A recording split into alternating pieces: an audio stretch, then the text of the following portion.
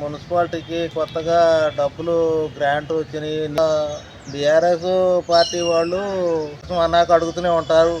వారు ప్రతిపక్షం అన్నాక ఎవరో ఒకళ్ళు ఏదో ఒకటి అంటూనే ఉంటారు. కానీ అవన్నీ కాంగ్రెస్ ప్రభుత్వానికే కాంగ్రెస్ కౌన్సిలర్లు 13 ఉన్నారు.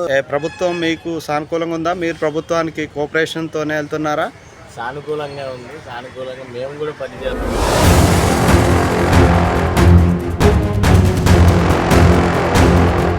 వాళ్ళు కూడా మాకు పనిచేస్తున్నారు.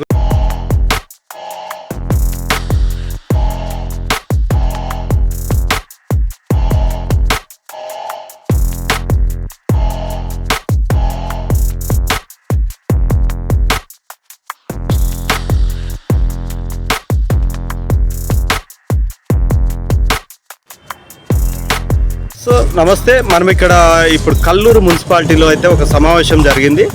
సో మనకి తొలిసారి ఈ కల్లూరు మున్సిపాలిటీలో మాత్రం 14వ వార్డులో రేష్మా ఇంతియాజ్ వాళ్ళు మొదటి ప్రయత్నంలోనే విజయం సాధించారు. సో మనమైతే వీళ్ళతో మాట్లాడడానికి చాలా ప్రయత్నం చేసినాం, కానీ మనకు వీళ్ళు దొరకలేదు. యూత్ మంచి ఎంగేజ్లో వాళ్ళు మొదటిసారి టికెట్ ఆశించి 2-3 వెంట పెట్టుకొని వాళ్ళైతే విజయం సాధించారు. సో వాళ్ళకి కంగ్రాట్ చెప్తున్నాం. కంగ్రాచులేషన్స్ రేష్మా గారు. సో ఇప్పుడు మీరు ఒక సమావేశం జరిగింది కదా, మీ వార్డులో మీరు ఏమేమి సమస్యలు చూశారు అండ్ ఆ సమస్యలు తీర్చడానికి మీరు ఎలా ప్రయత్నం చేస్తున్నారు? ఓటర్లకి మీరు గెలిచారు కదా, మొదటిసారి ఏం చెప్తారు? వార్డులో గెలిపించిన ప్రజలందరికీ చాలా చాలా థ్యాంక్స్, కృతజ్ఞతలు తెలుపుకుంటున్నాను. మీ సమస్యలన్నీ నా వరకు వస్తున్నాయి. నేను కూడా చైర్మన్ గారికి దృష్టికి తీసుకెళ్తున్నాను. తొందరలోనే అవి పూర్తవుతాయని తెలియజేసినలో క్లియర్ అవుతాయని చెప్తున్నాను. నమస్తే అండి. కల్లూరు ప్రజానికానికి నమస్తే. 14వ వార్డు నుంచి సయ్యద్ రేష్మా ఇంతియాజ్ మేము గెలిపిందని మేము ఈ మార్చి నెలలో 99 రోజుల ప్రణాళిక ఒక కాంగ్రెస్ ప్రభుత్వం చేపట్టింది. దాంట్లో సగభాగం వరకు వీళ్ళు క్లియర్ చేశారు, సగభాగం ఇంకా క్లియర్ చేయాల్సింది. అట్టి విషయాన్ని చైర్మన్ గారి దృష్టికి పేపర్ ద్వారా తీసుకెళ్ళాను. ఇంకో విషయం, కోర్టులో బెడద ఒక ఎక్కువ ఉంది, ఆ బెడద కూడా తీసుకెళ్ళాను. మూడోది ఏంటంటే శ్మశాన వాటిక మా యాదవుల సంఘం ఎక్కువ మా వార్డులో. యాదవుల సంఘంగాను శ్మశాన వాటిక పని త్వరితగతిన పూర్తి చేయాలని చెప్పాను. 4వ అంశం వచ్చేసి నీటి సమస్య అండి. నీటి సమస్య కొన్ని చోట్ల ప్రవాహం తక్కువగా వస్తుంది. ఆ ప్రవాహం గురించి చైర్మన్ గారి దృష్టికి తీసుకెళ్ళాము. 5వ సమస్య మాకు ఉన్నది ఒక ముస్లిం కమ్యూనిటీ ద్వారా మా మస్జిద్ దగ్గర షాదీఖానా వెనక భాగంలో షాదీఖానా ఉంది. ఆ షాదీఖానాకు గాను ప్రహరియాను సీసీ రోడ్డు గురించి మాట్లాడాలని, దాని దృష్టికి కూడా తీసుకెళ్లాలని సార్ దగ్గర దృష్టికి తీసుకెళ్ళాము. ఇక సీసీ రోడ్లు, ఈ డ్రైనేజ్ సమస్య, ఇలాంటి విషయాల్లో ప్రత్యేకంగా చొరవ చూపించాలని చైర్మన్ గారి దృష్టికి ప్రతి విషయాన్ని తీసుకెళ్తున్నాం. ఇంతవరకు తీసుకెళ్ళాం. ఓకే, ప్రభుత్వం మీకు సానుకూలంగా ఉందా? మీరు ప్రభుత్వానికి కోఆపరేషన్తోనే వెళ్తున్నారా? సానుకూలంగా ఉంది. సానుకూలంగా మేము కూడా పనిచేస్తున్నాం, వాళ్ళు కూడా మాకు పనిచేస్తున్నాం. అభివృద్ధి ముఖ్యమంటారా? అభివృద్ధి ముఖ్యం.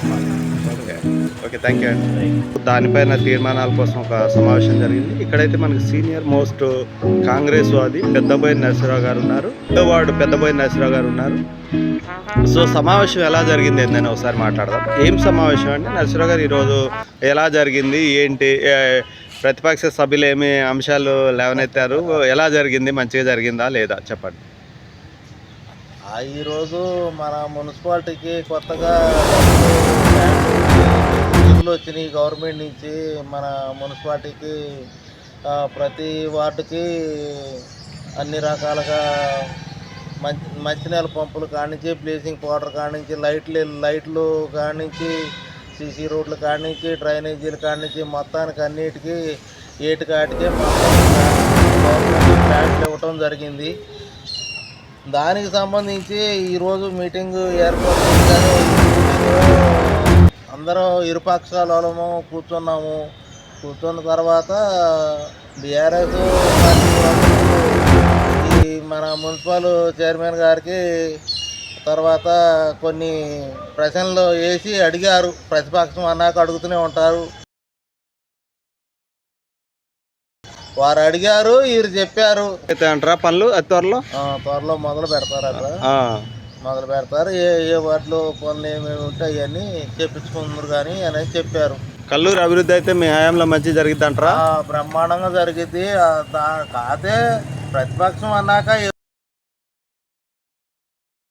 ఎవరో ఒకళ్ళు ఏదో ఒకటి అంటూనే ఉంటారు కానీ అవన్నీ పట్టించుకోకుండా మనం ముందుకు సాగి నడుస్తూ ఉంటే అయ్యే నడుస్తుంటాయి. ఎందుటో ఏమీ మోసం లేదు,